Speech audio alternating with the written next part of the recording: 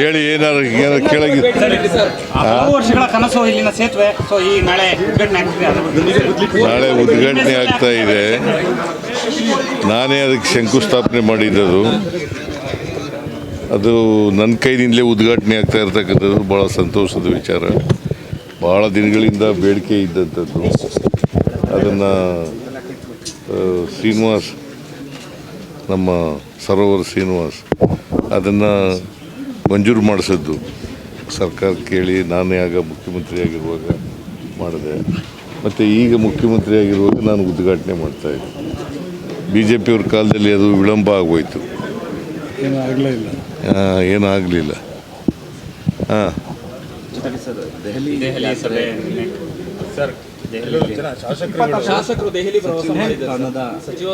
ಹೋಗಲಿ ಪಾಪ, ಬೇಡ ಅಂತಂದವ್ರು ಯಾರು ಹೋಗ್ಲಿ, ನನ್ನದೇ ತಕರಾರು ಇಲ್ಲ ಅದಕ್ಕೆ. ಈಗ ರೀಸಫಲ್ ಮಾಡಬೇಕು ಅಂತಕ್ಕಂಥದ್ದು 2.5 ವರ್ಷ ಆದಮೇಲೆ ಪೆಂಡಿಂಗ್ ಇದೆ.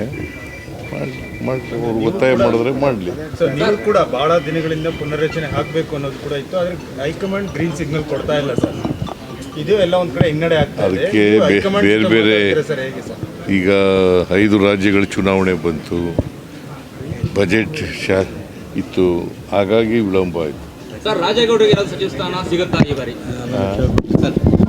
ಹೈಕಮಾಂಡ್ ಏನು ಮಾಡ್ತದೆ ಅಂತ ಗೊತ್ತಿಲ್ಲ. ಯಾರು ದಾವಣಗೆರೆಯಲ್ಲಿ ರಾಜೀನಾಮೆ ಸರ್, ನಿಮ್ಮ ರಾಜಕೀಯ ಕಾರ್ಯದರ್ಶಿ CM ನಿಮ್ಮ ರಾಜಕೀಯ ಕಾರ್ಯದರ್ಶಿ ಅವರು ಕೂಡ ರಾಜೀನಾಮೆ ಕೊಡ್ತಾರೆ ಅನ್ನೋದು ಸಾಕಷ್ಟು ಒಂದು ಸುದ್ದಿ ಹರಡಿದ್ರು. ಹೌದು, ಅದು ಇನ್ನೂ ಕೊಟ್ಟಿಲ್ಲ, ಕೊಡ್ಬೋದು ಅಂತ ಅಂದ್ಕೊಂಡಿದ್ದೀನಿ ನಾನು. ಸರ್, ಫಲಿತಾಂಶ ಬರೋಕ್ಕೂ ಮುನ್ನವೇ ಸಾಕಷ್ಟು ಒಂದು ಚರ್ಚೆ ಆಗ್ತಾ ಇರುವಂಥದ್ದು ಸರ್. ಕಾಂಗ್ರೆಸ್ ಈಗ ಅಲ್ಲಿ ಇನ್ನೂ ಫಲಿತಾಂಶನೇ ಬಂದಿಲ್ಲ. ಕೇಳಪ್ಪ, ಇಲ್ಲಿ ಹೈಕಮಾಂಡ್ನಿಂದ ಸೆಕ್ರೆಟರಿ ಇನ್ಚಾರ್ಜ್ ಇದ್ದರು. ಅಲ್ಲಿ was incharge of the Davanagere by election. ಅವರು ರಿಪೋರ್ಟ್ ಮೇಲೆ ಕ್ರಮ ತಗೋತಾ ಇದ್ದಾರೆ. ಅಂದರೆ ಕಾಂಗ್ರೆಸ್ ಪಕ್ಷ ಅಂದರೆ ಫಲಿತಾಂಶ ಬರೋಕ್ಕೂ ಮುನ್ನವೇ ಸೋಲನ್ನು ಒಪ್ಕೊಂತ ಇದೆ ಸರ್. ಸೋಲು ಎಲ್ಲ ಒಪ್ಕೊಂಡಿದ್ದೀವಿ, ಗೆಲ್ಲೋದು ನಾವೇ. ಆದರೂ ಇವೆಲ್ಲ ತಲೆದಂಡ ಎಲ್ಲ ಆಗ್ತಿದೆಯಲ್ಲ ಸರ್. ತಲೆದಂಡ ಆದ್ರೆ ಸೋಲ್ತೀವಿ ಅಂತ ನೀನು ಹೇಳೋದು. ನಿನ್ನ ಪ್ರಕಾರ ಯಾರು ಸೋಲ್ತೀವಿ ಅಂತ ಯಾರು ಹೇಳಿದವರು? ನಿಮ್ಮ ಪಕ್ಷದ ನಮ್ಮ ಅಭ್ಯರ್ಥಿಯ ಸೋಲಿಗೆ ಕೆಲವು ವರಿಷ್ಠ ನಾಯಕರು ಕಾರಣ ಅಂತ ಹೇಳಿದ್ದಾರೆ. ಯಾರು? ಸಲೀಂ ಅಹಮದ್ ಹೇಳಿದಾರಲ್ಲ ಸರ್. ಹಂಗೆ ಹೇಳುತ್ತೆ, ಆ ಥರ ಹೇಳಿಲ್ಲ. ನಮ್ಮವರೇ ಆಂಟಿ ಪಾರ್ಟಿ ಆ್ಯಕ್ಟಿವಿಟೀಸ್ ಮಾಡಿದ್ದಾರೆ ಅಂತ ಹೇಳಿದ್ದಾರೆ ಹೊರತು ನಾವೇ ಸೋಲ್ತೀವಿ ಅಂತ ಏನು ಹೇಳಿಲ್ಲ. ಸೋಲಿಗೆ ಕಾರಣ ಆಂಟಿ ಪಾರ್ಟಿ ಆ್ಯಕ್ಟಿವಿಟೀಸ್ ಅಂತ ಹೇಳಿಲ್ಲ. ನಾವು despite anti party activities we will win. Sir, ಮಲೆನಾಡಲ್ಲಿ ದೊಡ್ಡ ಸಮಸ್ಯೆ ಇರುವಂಥದ್ದು ಸರ್. ಅರಣ್ಯ ಇಲಾಖೆ ಹಕ್ಕುಪತ್ರಗಳಿಗೆ ಅನುಮತಿಯನ್ನು ಕೊಡಲ್ಲ. ಅದೇ ಮಲೆನಾಡು ಭಾಗದಲ್ಲಿ ರೆಸಾರ್ಟ್ಗಳಿಗೆ ಬೇಕಾಬಿಟ್ಟಿಯಾಗಿ ಅನುಮತಿ ಕೊಡುತ್ತೆ. ಮೇಲ್ಭಾಗದಲ್ಲಿ ಈಜು ಕೂಡ ನಿರ್ಮಾಣ ಮಾಡಲಿಕ್ಕೆ ಕೂಡ ಅವಕಾಶ ಕೊಡುತ್ತೆ. ಅಂದರೆ ನೀವು ಶೋಷಿತರ ಪರವಾಗಿದ್ದೀರಾ, ಆದರೆ ಹಕ್ಕುಪತ್ರ ಕೊಡಲಿಕ್ಕೆ ಅರಣ್ಯ ಇಲಾಖೆ ಅನುಮತಿ ಕೊಡಲ್ಲ. ನಾನು ಮೀಟಿಂಗ್ ಮಾಡ್ತೀನಿ ಅದ್ರ ಬಗ್ಗೆ. ಪ್ರವಾಸೋದ್ಯಮ ಈಗ ಚರ್ಚೆಯಲ್ಲಿರುವಂಥದ್ದು ಸರ್. ಕೇರಳದ ಬಾಲಕಿ ಸಾವನ್ನಪ್ಪಿರುವಂಥದ್ದು ಚಿಕ್ಕಮಂಗ್ಳೂರಲ್ಲಿ.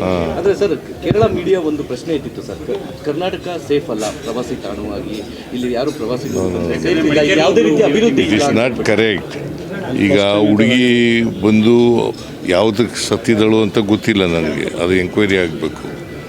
ಆದರೆ ಕರ್ನಾಟಕನೇ ಸೇಫ್ ಅಲ್ಲ ಅಂತಕ್ಕಂಥದ್ದು ಸತ್ಯಕ್ಕೆ ದೂರವಾದಂಥ ವಿಚಾರ.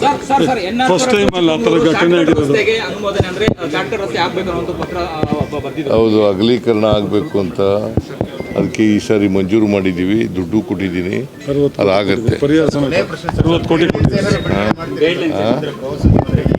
ಚರ್ಚೆ ಆಗ್ತಾ ಇರೋದ್ರಿಂದ